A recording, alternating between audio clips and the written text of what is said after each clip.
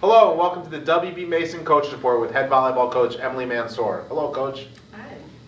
Well, the Hofstra Volleyball team gets CA play started this week after concluding their non-conference portion with a trip down to the Wake Forest Deacon Classic. Coach, you went 1-2 at the tournament, kind of a mixed bag.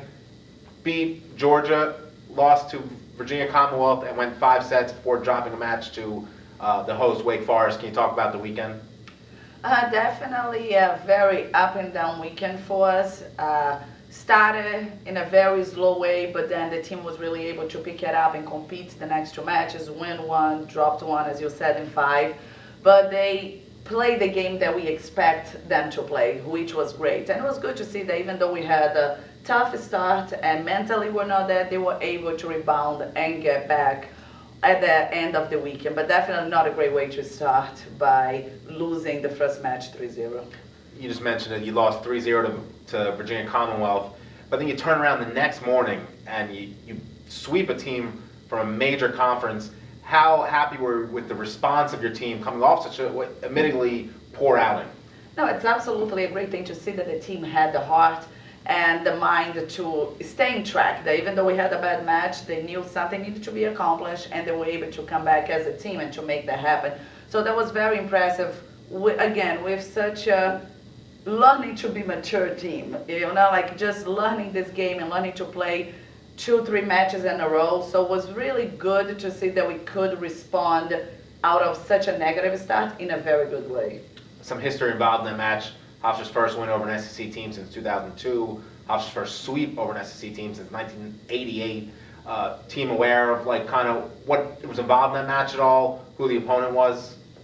I mean, every match for us is involved. This year we really tried to get a lot of big teams on the other side, and every match we are trying to prove ourselves to get better and to be better and to be able to compete with these teams from these major conferences in a more regular base. So it was definitely exciting. I stepped forward towards the future for Hofstra Volleyball. And then you turn right around after the win over Georgia and have to play the host, Wake Forest. Went 5 sets, dropped it in the 5th set. Just talk about that match. Did you feel that the energy was lacking at the end because of such a heavy workload that day, or not really a factor? I mean, everything makes a difference. And again, there is no excuse because we should always win, but being a younger team and just getting used to it, it makes a difference. They had never had to play a back-to-back like this. So it is a first-time experience, and the body got to get used to it. Everybody has to just get used to this workload, which is different. But they stepped up. Yes, we lost in 5, but was definitely a better way of losing because we got better at the end of the match, which we couldn't say on Friday. So at the end of the day, even losing the match is a winning situation for us to play against the ACC team, compete with them. At the end of the day, both teams were the same level. It was just a couple of points that we were not able to finish there. What are your thoughts now as non-conference has concluded? Are you happy with the schedule you put together? Did it succeed in doing what you had hoped with putting together such a difficult schedule? We're going to find out this week, for sure. That is our goal, is to prepare us for what's coming tomorrow. And that's when we're going to see if it was worth it to play the bigger teams, the stronger teams, which I think it's a very good thing. I think the team responded very well. I don't see us going back to any different type of schedule because I think this challenges us and make us better as a group, but the results we're going to start by when we step on the court tomorrow against Northeastern. Speaking of Northeastern, CAA play starts on Wednesday, tomorrow, against Northeastern. 3 matches on the opening week of conference play. Getting right into it, huh? Absolutely. Let's jump right into it. As we said, good thing that we played a lot of matches back-to-back because it gets them used to it and to know how to respond to being tired and having to perform. We said in practice, our season started on Sunday when we got back and they had the first day off. So now we're going to see everybody on the conference is 0-0. Everybody's on the same level. Starting tomorrow, we're going to see who the better teams are. Interesting dynamic as CAA play starts. Although you were picked 4th in the preseason poll and you lost some major stars off last year's team, Hofstra is still the defending champs. Hannah has won 2 of the last 3 titles. What do you view your team as? The hunted or the hunter? What's the dynamic going to CAA play as you view it?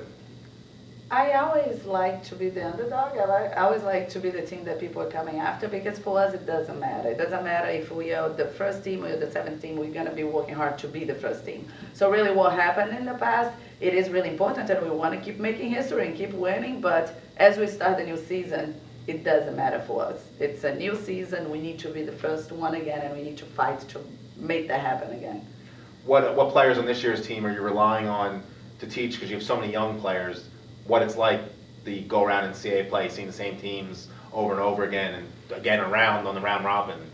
Who do you look at on this team? Really the 6 returners that we have. It's if they are on the court or not, it's been very important the presence that they have brought and how to lead the team to make them understand what it really is. Because you can say, but it's not the same thing as being there and being on the moment. So they really have been guiding them to try to make sure they understand what it is to play all these teams 2 times, how important it is that now every loss really is a loss because that's what makes us going towards the end of the year tournament.